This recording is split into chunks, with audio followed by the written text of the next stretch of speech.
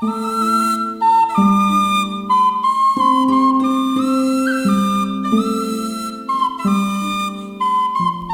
program is copyrighted.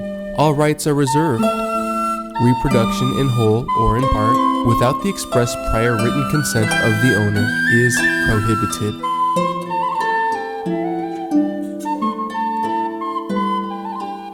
Well, I see here it's July 19th. Yeah, 2024. You're listening to Ask Your Herb Doctor, KMUD Garberville 91.1 FM.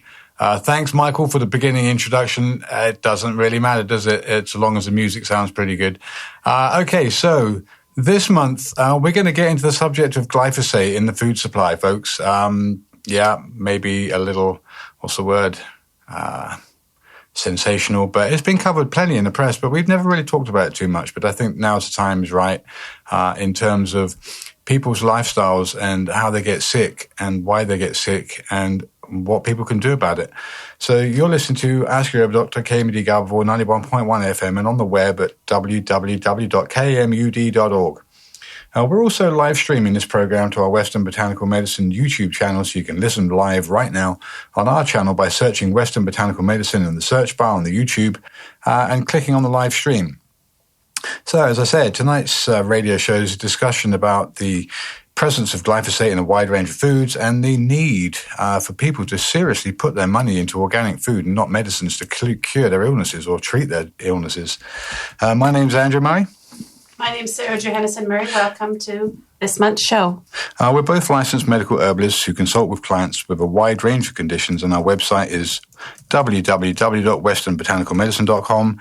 You can visit our site to see a list of our organic medicinal herb extracts, and our contact details are there also. Alternatively, we can be reached on our toll-free number 1-888-WBM-HERB, Monday through Friday. And our Western Botanical Medicine Twitter account handle is @WBMHerb, and we'll be posting any future news regarding the ongoing subjects that we are going to get covering. We've covered plenty of things on the endocrine system, and we've done a fairly broad expose of that. I think we're going to get into some of those things about toxicology coming up. So the next month or so, or 2 months even, it's a monthly program, get into some of the toxicological facts and details about what it is that we actually can find in our food supply, folks. We got certified by CCOF in 2004 when we first started our business manufacturing extracts of medicinal plants. I qualified, as did my wife Sarah, in England from a 4-year degree program in herbal medicine. And most of what we learned, but quite a bit of what we learned was turned upside down by Dr. Raymond Peat, who we mentored with for about 12 to 14 years, I think it was. And a lot of the physiology. Yeah, the physiological basis of it that we were erroneously taught. He turned our world upside down with a lot of things, and we've talked extensively about things like sugar and fats, etc., these things being good for you and not bad for you. And we've got plenty of other information that we're going to be covering later on today in the show about glyphosate in the food supply. So let's get right into it. So the need to eat organically raised food. As I said, in 2004, we got our first, our only certification, certified organic with CCOF. Our business had been running about a year and a half. And we got our product range certified organic. We've had a long-held belief in the importance of organic products. I understand, organics comes with a price, and that is unfortunate. That's part of our world, that if you want something better, most often, more likely than not, it costs you more. But if most people at this point in time in the economic history of the States here, if all they have and are able to do is buy food now, and they can't go on vacations, and they can't buy a new vehicle, and they can't do this or that because everything has been so crashed by COVID. Buying food is probably the last thing that people stop buying. And isn't it more important that you buy good quality food rather than supplements and rather than medications to treat your illness?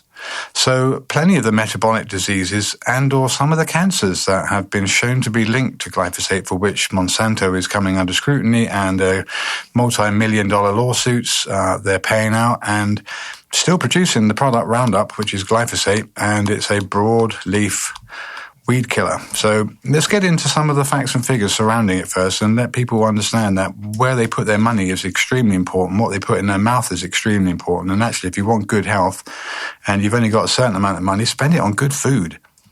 Okay. So according to a 2022 CDC study, glyphosate is in 75% of rainfall, 75% of air, and 80% of Americans. The level of glyphosate in our system has grown from trace levels in Europeans, because it's been banned in some places here, to 1.75 milligrams per kilo body weight in Americans. Now, recent tests found trace amounts of the cancer-linked weed killer glyphosate in breakfast cereals, oatmeals, and snack bars. In some cases, the test found more of the weed killer glyphosate than some vitamins in samples of oat-based breakfast cereals marketed to children. Glyphosate is the active ingredient in Monsanto's Roundup weed killer, and lab studies found this herbicide in many oat-based cereals and foods. Laboratory tests commissioned by the Environmental Working Group found levels of glyphosate first produced by Monsanto as Roundup weed killer, an herbicide, in 1974 in many breakfast cereals, including in samples of General Mills Honey Nut Cheerios. And according to the Environmental Working Group, the amount of the toxic glyphosate herbicide exceeded the amount of both vitamin D and vitamin B12. In a sample of Quaker oatmeal squares, there was more glyphosate than vitamin A, and the glyphosate in food list contains breakfast cereals such as Quaker oatmeal squares, instant oatmeal cinnamon spice, snack bar, Quaker chewy s'mores, and many more foods. So, glyphosate was first introduced in 1974 and has been part of commercial food production for 50 years. Happy anniversary, Monsanto. And also to the corrupt officials and fake scientists who supported its use to this point. Now we're in 2024. Links to all kinds of disease, including cancers, are being shown. So glyphosate is not just a broadleaf herbicide, but also used extensively as a pre-harvest desiccant, meaning that the crop will be sprayed and turned into a premature dormant state by basically killing it, and the water content of the plant will be greatly reduced, making harvest cheaper and more efficient. Okay, but we love our efficiency, don't we? So we use chemicals. Now, Hawaii is one of those places. The American Academy of Pediatrics released a clinical report discussing the potential danger of the herbicide glyphosate in Hawaii's food supply. I was very shocked when we went to Hawaii for the first time back in 2001 to find out that many crops, including many GMO crops, are grown in Hawaii. And I thought Hawaii was some kind of, botanical paradise. But unfortunately, vast swathes of Hawaii have been given over to growing crops for which chemicals and science, quote unquote, is being used in the form of GMO crops. And, Roundup Ready crops are good for you, aren't they? I think the Big Island has a moratorium on any new GMO crops. And I think the only GMO crop they're allowed are the rainbow papayas. But that could have changed in the last couple of years. I'm not sure. Okay, so as Hawaii was considering legislation to ban the very toxic insecticide chlorpyrifos in 2017, the voices supporting the pesticide industry wrote columns stating that the ban was unscientific and based on fear-mongering. Despite these statements and with the evidence presented by the AAP and others, Hawaii persisted and put the ban in place. Well done, Hawaii. Now, on December the 11th last year, the AAP entered the pesticide-herbicide arena again, and they published a clinical report on the use of GMO food products on children. They reported that the potential toxicity in these foods may stem from a particular type of gene engineering that made the crops Roundup Ready, because we love our genes being messed with, and it's all for our good, isn't it? So Roundup Ready crops are resistant to glyphosate and may be sprayed multiple times during a growing season. The weeds die, but these crops do not. And due to the application of herbicides, we end up with glyphosate in our food. But it's safe. So, Roundup-like herbicides are now the most heavily sprayed herbicides in history. The AAP reported that there is increasing evidence of a connection between cancer and glyphosate-based herbicides, as well as evidence of endocrine dysfunction. One example they described of as an endocrine dysfunction was a masculinization of female infants born to mothers with higher exposures to glyphosate during pregnancy.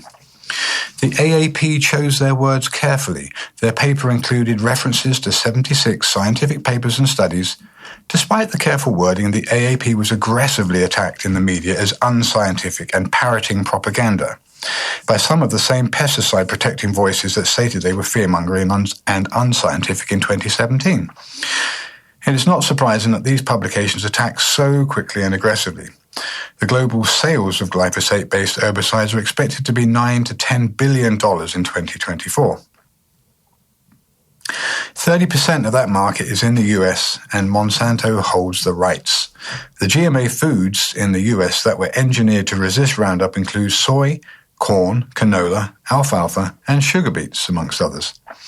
In addition, in that same time period, Monsanto taught farmers that they could spray many non-GMO foods such as wheat, oats, barley, and others before harvest to kill them.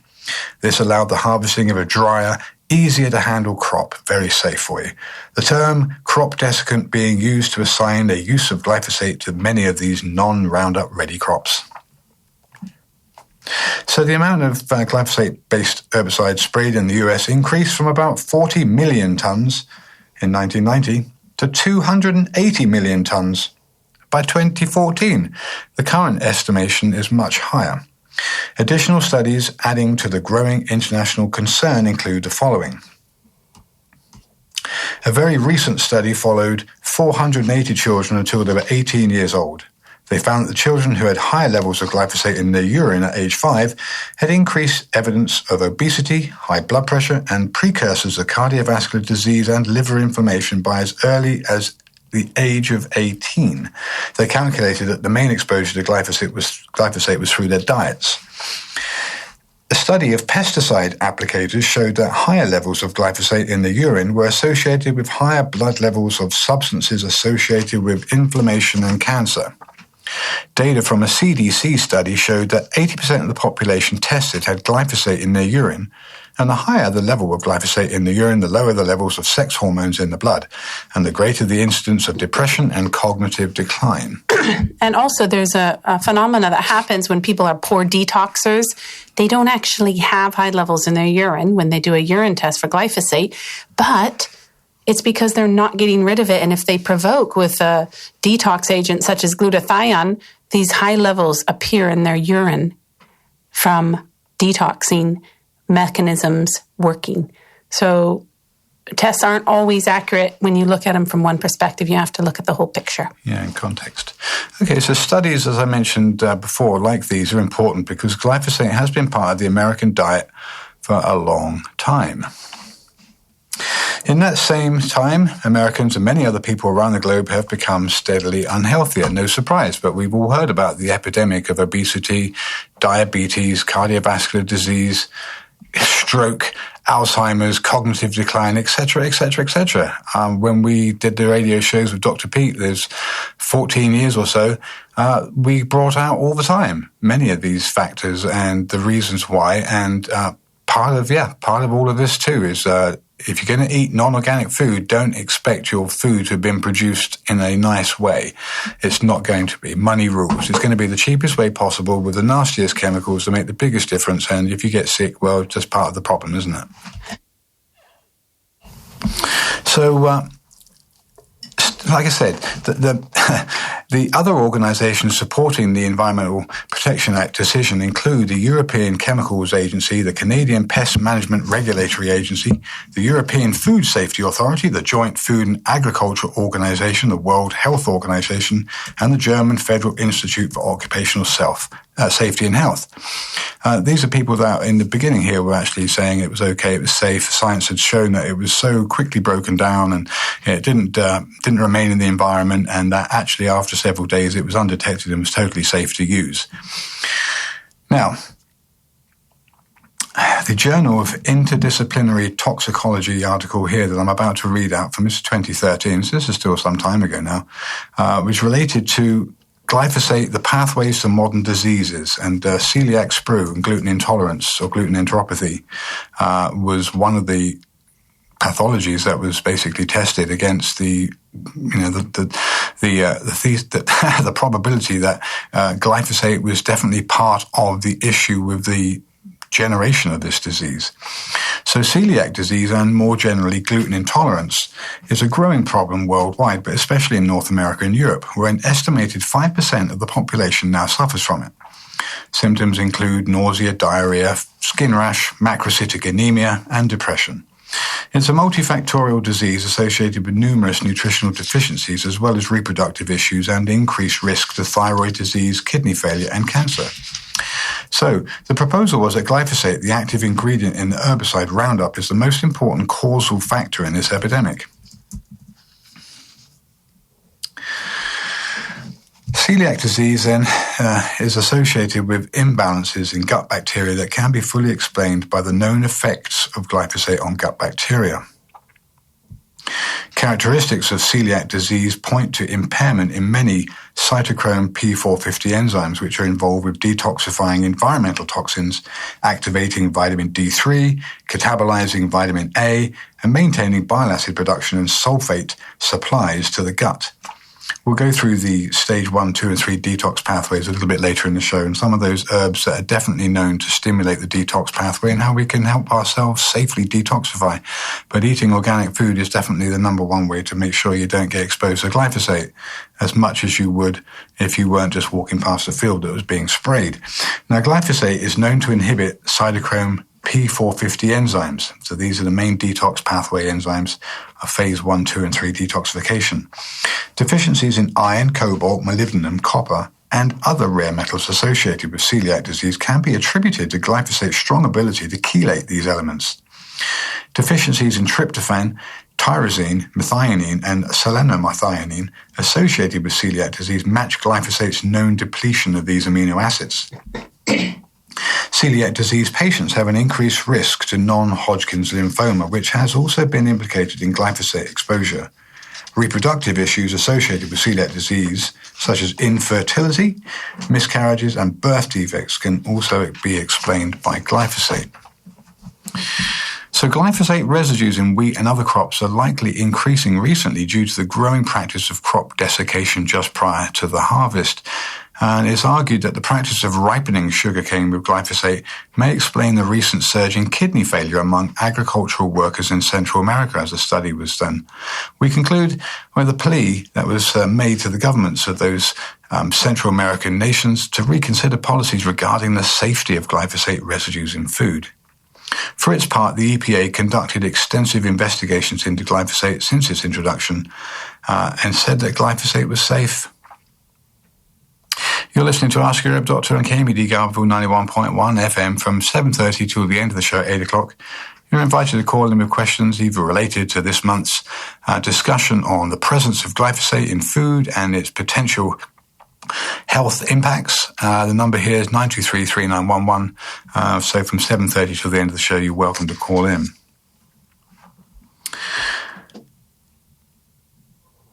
Okay, so as I said, other organisations supporting the EPA decision, which was basically saying that it was safe, include the European Chemicals Agency, the Canadian Pest Management Regulatory Agency, the European Food Safety Authority, the Joint Food and Agricultural Organisation, the WHO, and the German Federal Institute for Occupational Safety and Health. They were all basically behind the study that said that actually the quantities were so small and so low, they had a safe working limit upon which you and I can be exposed to without any negligible health effects, and that glyphosate was safe. Well, the multi-billion-dollar industry, I'm sure they're going to come out with that kind of statement because it's a self-preserving statement, and which, like I said, scientists would be reasonably able to support data saying that the levels were so small and it was so safe that it didn't pose a problem. Well, the same thing could be said from xenoestrogens in the environment that are measured in picogram or 10 to the minus 12 concentrations that definitely are endocrine disruptors. So there's no such thing as a little bit of poison's okay. It's just not the way it is. And Dr. Pete was a realist, an idealist, and he was extremely... I would say that the statement "first do no harm" was something that could be taken to the nth degree. With Dr. Pete, he was always very safe. I would say that's probably one of the things I could say about him. He's obviously a brilliant thinker, definitely way ahead of his time, and left us with such a lot information to ponder, and plenty of which he has said has come to pass and will yet still come to pass. But there is no safe limit for toxins. It's just not. It just doesn't make sense. It doesn't add up. It's just not truth. It's obviously not truth. So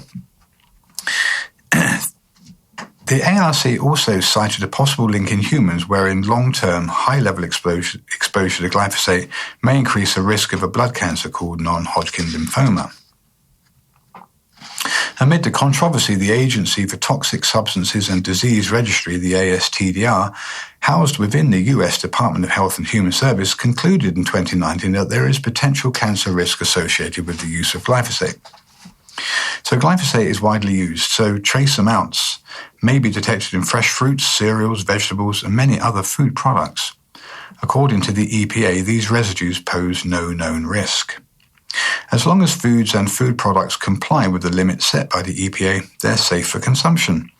The EPA describes this as the acceptable daily intake of poison, meaning the amount taken by mouth within a 24-hour period.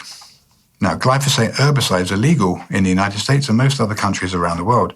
A few countries have either banned it completely or set out specific restrictions regarding its use, and among them are France, the Netherlands, and Belgium, who have all banned glyphosate for household use. In 2021, the sale and use of glyphosate herbicides was banned in Vietnam, and the German government announced in 2019, finally here, that glyphosate would be prohibited from sale by the end of 2023.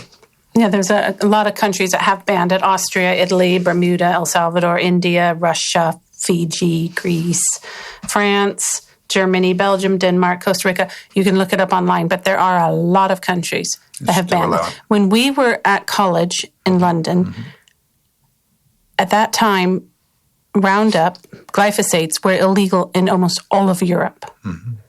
And now with Monsanto pressure, it's becoming a little bit more permissible in some countries in Europe, unfortunately. So currently, glyphosate is not banned in any U.S. state. Even so, Monsanto, the manufacturer of Roundup, currently faces billions of dollars in class action suits, some of which have been or are being settled out of court. The state of California was one of the major litigants, along with several cities and counties that have banned or restricted glyphosate use.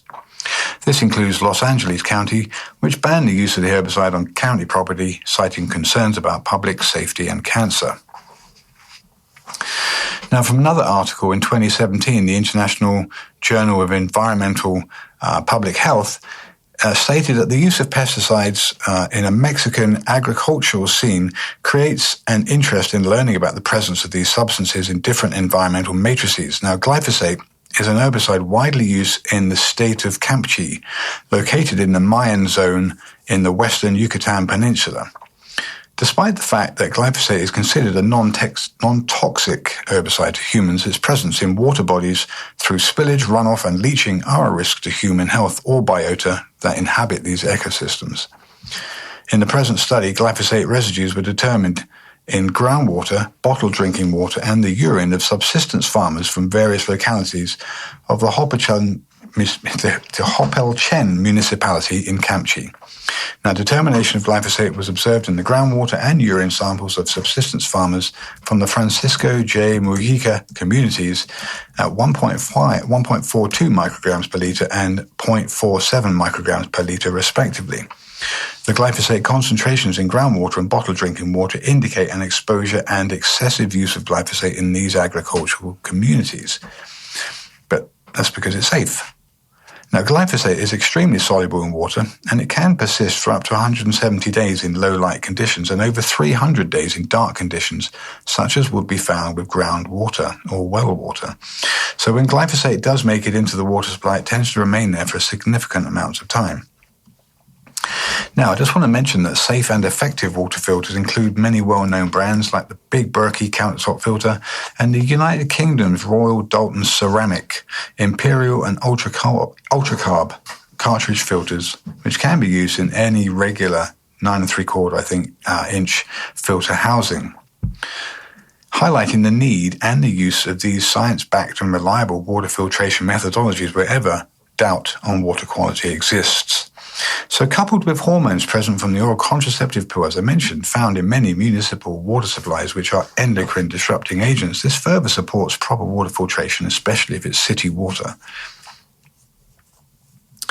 Assessment of glyphosate exposure is critical in understanding total toxic body burden. There's a strong correlation between glyphosate usage and several chronic illnesses. While correlations do not necessarily imply causation, these findings do raise concerns about the widespread use of a chemical that affects all life on Earth. In March 2015, the IREC classified glyphosate as probably carcinogenic to humans. That's in Group 2A.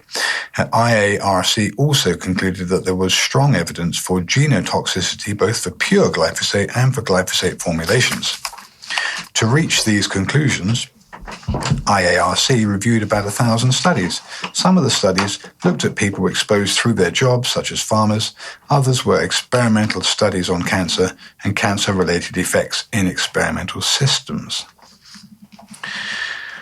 So, let's talk about some of the detox pathways, some of the herbs that are definitely used and support detoxification, what detoxification involves, how you can get tested for glyphosate in your urine, and all the ways that you can mitigate any potential issues that you have that you think might be related to it, to the exposure of glyphosate. If perhaps you're a worker in the parks and gardens and you use this herbicide, or if you're a farmer using this herbicide, there's plenty of data out there. There's lots of people, unfortunately, who have relied on glyphosate and Roundup Ready crops. Obviously, they are spraying with glyphosate, and so these people would be some of the prime candidates to have toxicology reports done on to see any causal relationship. So you're listening to Ask Your Herb Doctor, KMUD Garberville 91.1 FM. From now, really, 7:28 here in the studio, from now until 8, you're invited to call in with any questions related to this subject of glyphosate in the food supply. The number, if you'd like to call, is 707-923-3911. And looks like the light's flashing, and I think we may already have a caller, but let's just sit tight and confirm that. Yeah, okay, we have a caller on the air. Caller, you're on the air. Where are you from, and what's your question? Hi, I'm from the San Francisco Bay Area, and I'd like to share some of my own experience with removing glyphosate from my diet. Okay, go ahead. I found it fascinating. I've actually been inspired by you and Sarah before. I've heard you guys speak about this topic before, and I've reached out to Sarah asking if she had a recommendation for a sweetener, because I was using sugar, which was CNH cane sugar, that has a lot of glyphosates in it. And she recommended that I try this raw honey. Right. And I was shocked. The moment I switched over to this raw honey, I noticed an effortless loss in weight, just even within like a 15 to 20 pound drop within 2 weeks. Wow. It was significant. And that really made me start thinking about what's added in our foods that we don't even know about. So that was amazing. Had you tried losing weight before? I'm sorry to interrupt you, but had you tried losing weight before? Or was this the first time you tried? I haven't. So I've been dabbling with Dr. Pete's philosophy for a while, and I did gain some weight on it, but I would say the real significant loss started happening about a year and a half ago, when I started paying more close attention to consuming more organic foods and removing foods that are toxic. I didn't realize CNH sugar was toxic. I didn't realize that the non-organic milk that I was on was also causing my weight to not drop. But I noticed over the last year and a half, which is embarrassing, it got up to that point, but an 80-pound drop just by switching out foods and not even exercising, because I live a very sedentary life with work has been crazy busy, but just small walks here and there. 80 pounds. Wow. And I thought, this is insane. What people don't realize is we're being poisoned on a daily basis. Right. And it's coming from the air, water, food supply. Yep. And I think it's important for people to start experimenting, because it's really sad to see how psychologically we can think we're a glutton, a sloth. We're stuck in these ways. But it's really brainwashing and programming from the media, and to keep us, in my opinion, down, and to keep us unhealthy. But outside of glyphosate, and I'm curious on your take on this next one, this one I've been experimenting with over the last 4 months, and I've been mind blown because I've noticed a significant improvement in overall feminization from switching out of this toxic product. What people don't realize, there's something called diatomaceous earth. Oh, right. Uh-huh. I've been looking into that, because I cut out. I didn't realize it's a filtration method in a lot of things, in juices, in honey, in syrup. It's in a lot of liquid products. What they do, and I went on YouTube to try to find videos of how it's used, and a lot of those YouTube videos are scrubbed.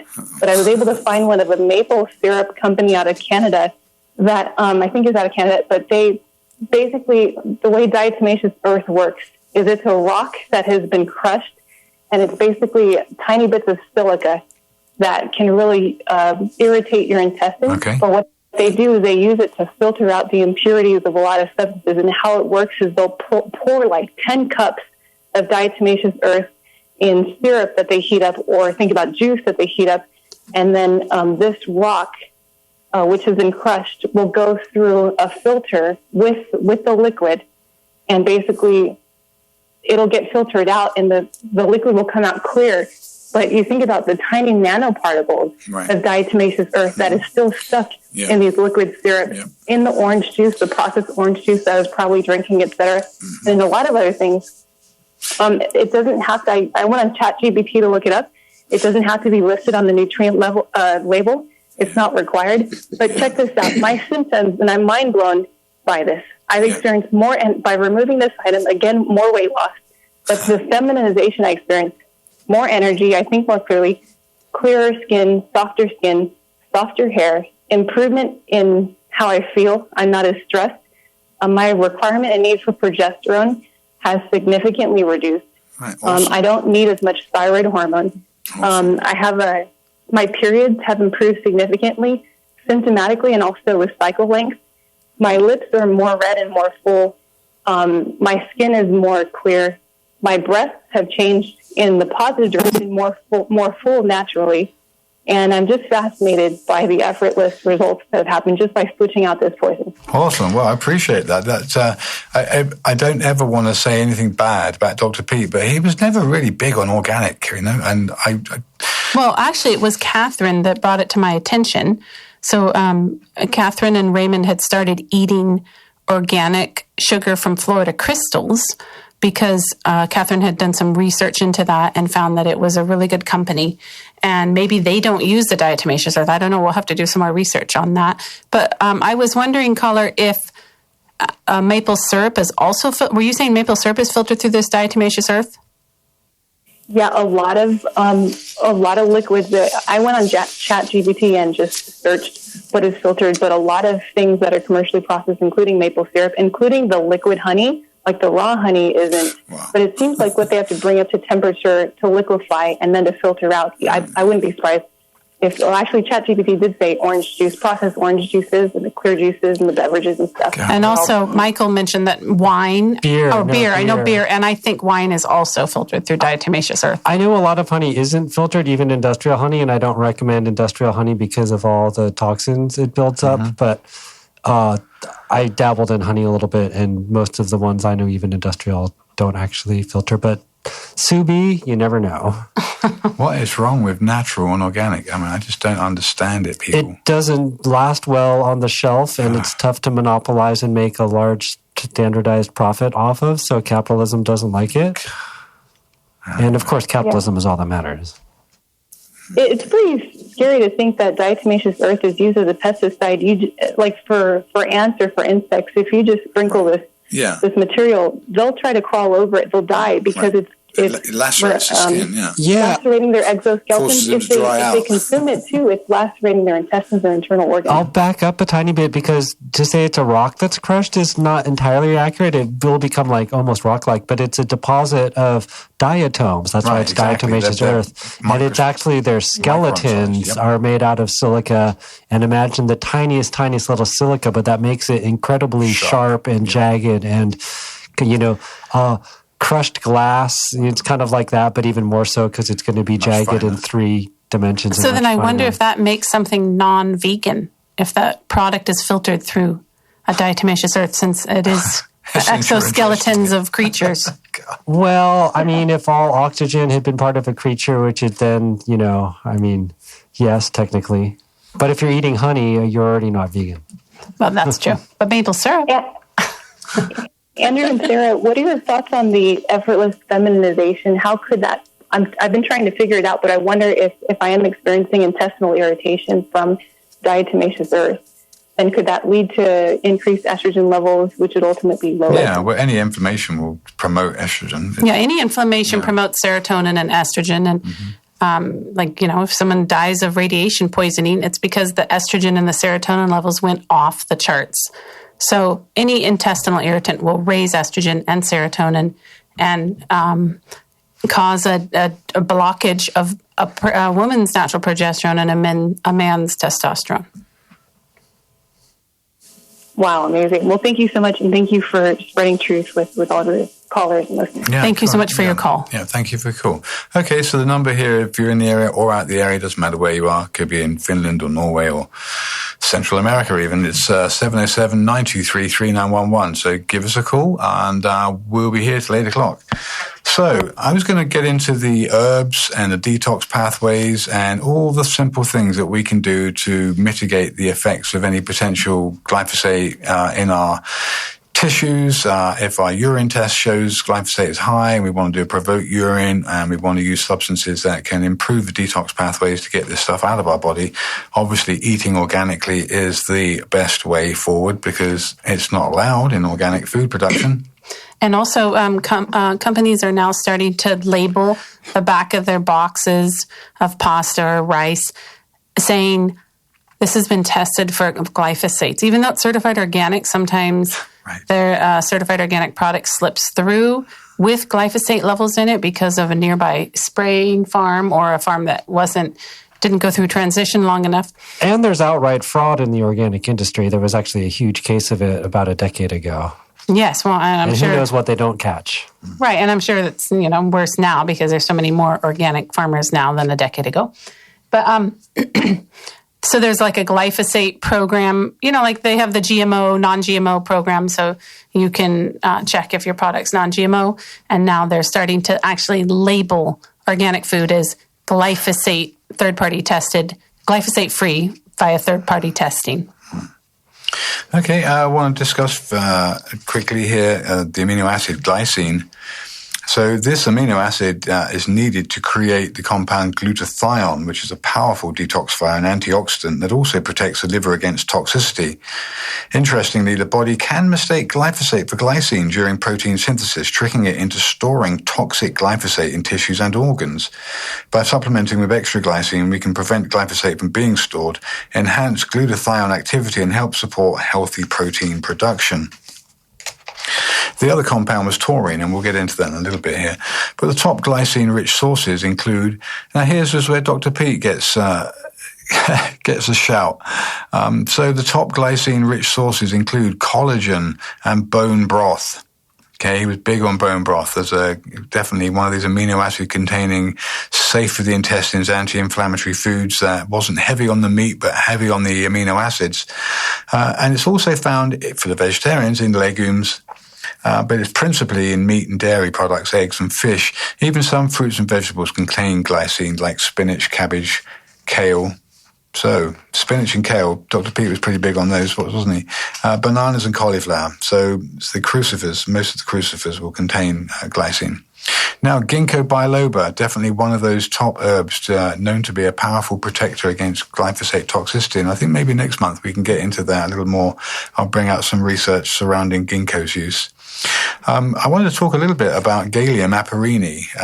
Don't see too much of it here, although I do find it here, but it's not lush and in the hedgerows, climbing up the hedges to 6 feet tall all the springtime like it is in England in that wet, moist, cool environment. But cleavers or Gallium apirini has always been used in herbal medicine as a stimulant for the lymphatic system. So it's doctrine of signatures. If you've ever seen cleavers, they call it sticky willies, right? So you know the thing. It kind of climbs up a hedge to about 6 feet tall. It's got lots and lots of tiny little hairs on it that cause it to stick all over your clothing, and it has these little balls when it's finished flowering. It's in seed. So sticky willies is the herb. Traditionally, a fresh extract of sticky willy is used, and it's the juice. There was a company in Germany called Schönenberger Juices who made a fresh extract of Galium. I don't know that Schönenberger's still doing what they used to do, but there may be some other companies that are producing a fresh extract of this. I know in England, there's a company called Rutland Biodynamics, and they still produce a specific extract of Galium aperine. But if you see that plant growing in the hedgerow in springtime here, I've seen it in California for sure, and if you can gather enough of it, you just take a kilo of this product raw and put it in a liter of vodka, if that's the best ethanol you have, and then you can make a fresh extract of that. It's an extremely good detox product. It's a lymphatic stimulant. It improves lymph drainage, lymph flow, clears blocked lymphatics. It's one of those kind of top tier lymphatic stimulants. What about juicing it? Totally. Yeah, if you just juiced it, that would be the best. But you have to be right next to it, and you better stick it in your champion juicer or something like that. And you get a chlorophyll, which chlorophyll is another good antioxidant too, obviously, folks. So you get a good antioxidant-rich lymphatic stimulant just from the fresh juice of it. And it's also a traditional spring May Day wine to add it to white wine. Yeah. Okay, so we mentioned ginkgo biloba has been well known as a protector against glyphosate toxicity. Galium aperini, then we just mentioned that. And then Schisandra.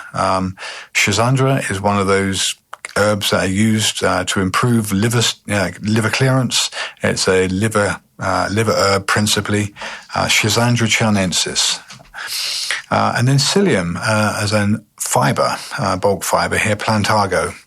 I think mainly the use of psyllium is a promoter of bowel movements, and so Dr. Pete was fairly big on cascara, purely because it did promote regular bowel movements, and he, like us all, would say that if you retain waste for too long, you're going to reabsorb it. So bowel endotoxin being reabsorbed, estrogen being reabsorbed in the bowel. If you're not promoting active bowel movements, you're going to reabsorb the waste that's in your bowel.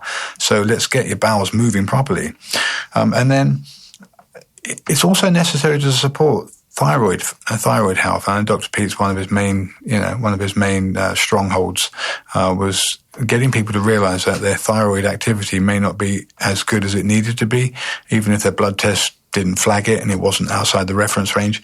But basically thyroid health and also supporting the GI tract excretion pathways and other areas of metabolism, very important. If you want to try and get rid of any toxins in your body, then obviously we're talking about glyphosate now as one of those things that appears in many different non-organic conventional foods and many grains and many GMO products because they're made glyphosate ready, Roundup ready. Citrus pectin then. I wanted to just mention a little bit about citrus pectin. It's another soluble fiber known to detoxify heavy metals. It's also reportedly clears excess cholesterol through its superior binding powers, but let's not beat around the bush too much with cholesterol because you are better off with a cholesterol over 200 deciliters per liter if you're over 50. So most of the medical dispensations will say that if you're 200, you're too high and you need to take statins. So citrus pectin. And then things like alginates. I don't want to bang on too much about alginates because Dr. Pete never really agreed with alginates or seaweed in terms of the iodine content. Well, no, it wasn't the iodine content. It was that the alginates, like carrageenan, are very common intestinal irritants for a lot of people. Mm-hmm.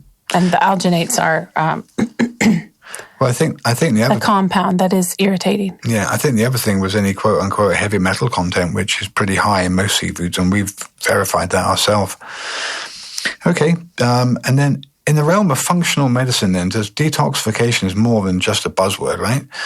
It's a critical bodily process involving three distinct phases: phase 1, 2, and 3. The terms referring to activation, conjugation, and elimination.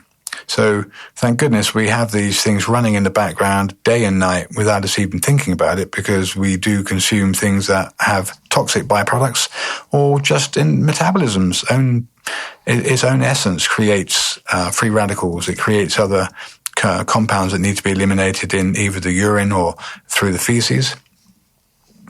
So the first phase of detoxification involves a biotransformation of toxins.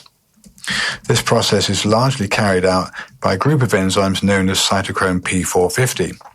Now, P450 functions to neutralize toxins, converting them into less harmful substances in preparation for phase 2 by modifying substances so they can be easily processed in phase 2.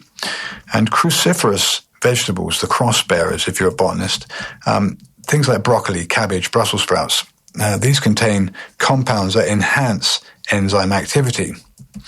Also, fruits and vegetables are high in antioxidants, so the oranges, berries, and spinach help neutralize free radicals produced during this phase. So the actual phase 2 of detoxification produces free radicals, so these need to be mopped up by our own antioxidant defenses. Now, herbs and spices, I'm going to mention a wider range, but things like turmeric, milk thistle, garlic, and many others have compounds that support the liver's detoxifying enzymes. In phase 2 conjugation, toxins are combined with other substances to render them water-soluble. In elimination and excretion, these water-soluble wastes are eliminated through the urine or the feces. Now, foods supporting phase 2 detox include protein-rich foods. Eggs, lean meat, and legumes provide amino acids like glycine, as we've already mentioned, and taurine. These are crucial for conjugation. So glycine is the smallest, non-essential, neutral, and metabolically inert amino acid. And this amino acid is an essential substrate for the synthesis of several biologically important biomolecules and compounds. It participates in the synthesis of proteins of the tripeptide glutathione, we mentioned down in the detoxification reactions. It has a broad spectrum of anti-inflammatory, cytoprotective, and immunomodulatory properties. Bone broth is an excellent source. Legumes for the vegetarians. And taurine, I mentioned that, whilst this amino acid is well known for its role in energy production, it offers many more health benefits too. In fact, recent research, albeit limited to animal studies, suggests taurine may even play an important role in aging, particularly lifespan. Seafood is an excellent source, and then seaweed for vegetarian sources. Milk is a source of both of these, and sources, again, of both include red meat, seafood, and dark poultry. Now, the sulfur-rich foods like garlic, onion, and eggs assist in sulfur conjugation, which is a key pathway in phase 2 detox. And then leafy greens, foods like spinach and kale provide magnesium and folate supporting methylation, another important detox pathway. So many of these foods that we've mentioned, things like bone broth, any of the dark leafy greens, dairy, eggs, these are all foods that Dr. Pete consistently talked about. They may just seem too normal or not very expensive or not very fancy, but that's what you need. Now, normally detoxification is a natural process for the body.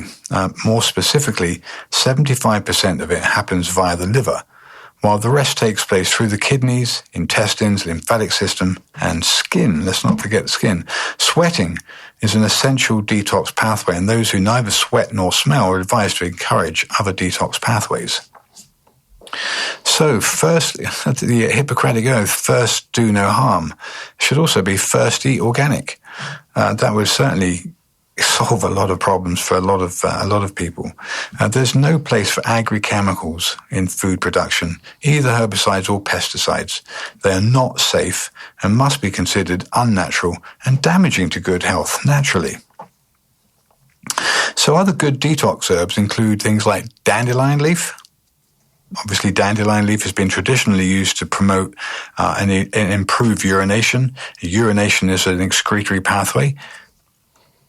And then burdock root, Arctium lapa, that's called, its kind of common name in England for herbalists anyway, is a power digger. So it's one of those things that will promote and provoke waste to come into circulation. So as part of a detox program, there's plenty of different avenues to address. You don't just want to liberate a lot of these things into the circulation, because you will get you will get unwell.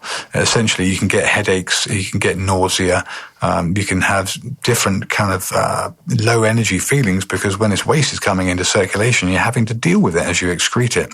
So definitely go gentle for sure. I wouldn't advise people just jump into detoxification and just go to the max, otherwise you're going to feel a bit rough. Milk thistle, classic hepatic restorative. So tropho-restorative to the liver, improves the liver's ability to detox and remove waste from circulation, as is one of the liver's prime jobs. It also is a hepatoregenerative, so it actually improves the regeneration of liver cells, one of the only organs that can actively regenerate. Okay, and then cilantro has definitely been used in detox programs.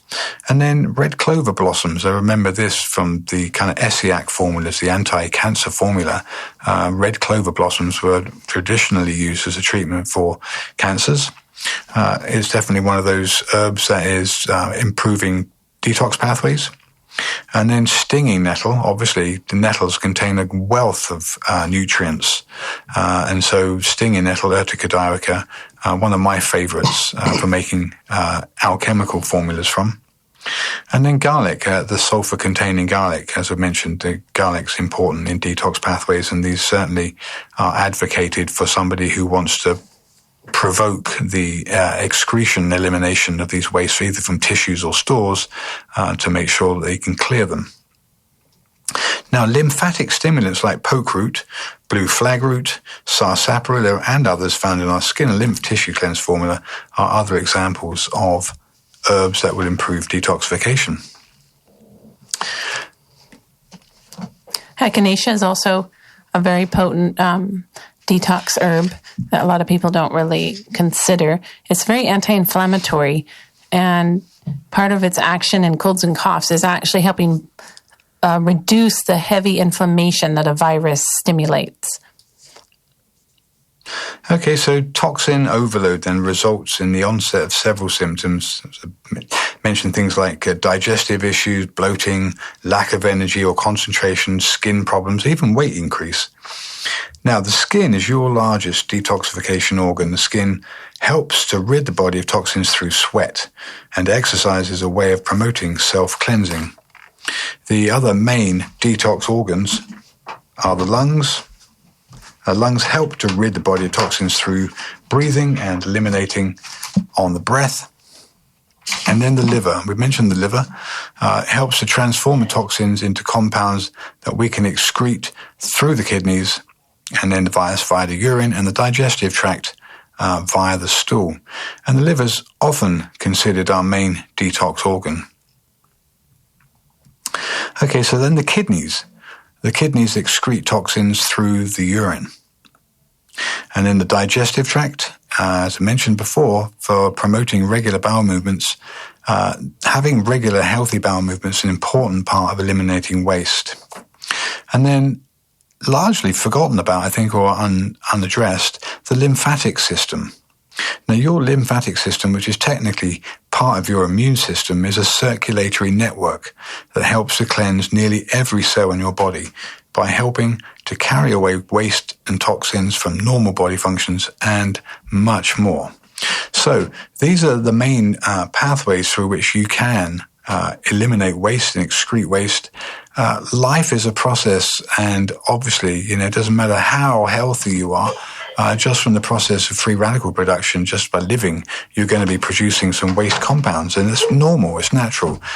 We produce our own glutathione for our own detoxification. I'm just saying that if you wanted to, you could supplement with extra glycine or extra taurine or other compounds to improve your metabolic pathways to elimination and detoxification. And it's also, you can also test a lot of these elimination detox chemicals in your blood. You can test glutathione, you can test homocysteine, and you can also test for a lot of different toxins that might be in your urine. Like glyphosate. And mycotoxins, mold toxins. And a lot of times it's the same thing with the mold toxins that it is with the chemical toxins that you don't test very high when you're not detoxing properly, and then when you provoke the detox mechanism, then your levels can go up a lot when your body's actually detoxing. So there are lots of blood tests and urine tests and stool tests that can be used to assess your state of detoxification. So just to round up again, then, eating certified organic food, I know it's expensive. I'm not saying it's not, and it is definitely very expensive compared to some very conventionally mass-produced foods. But isn't it worth it? I don't know. It seems a no-brainer. If you want to try and do the most for your health, I think the best way is to eat good food. And then, maybe you don't go on vacation, or you don't buy another vehicle, or you don't do a lot of other things. But wouldn't you rather put good food in your body and feel healthy rather than just get sicker and sicker and wind up on drugs that don't actually treat your condition, but just kind of maintain you in a state of sickness? So it sounds like it's too simple to be true. But anyway, that's the kind of roundup for this month. We'll be back on the third Friday of next month. I think we're going to look at some more ubiquitous chemicals in the food chain. Just to make it obvious, I think that if people really don't care, just don't think about what you want to eat or buy, just buy it and eat it. If you do care, one of the probably the best and simplest, most cost-efficient ways of doing it is by eating good quality, certified organic fruit and vegetables. Okay, so we can be reached 188-WBM-HERB. Western Botanical Medicine is our YouTube and our website. My name's Andrew Murray. My name's Sarah Johannesson Murray. Thank you so much for listening, and I hope you have a great evening and weekend. See you in August. This program is copyrighted. All rights are reserved. Reproduction in whole or in part without the express prior written consent of the owner is prohibited.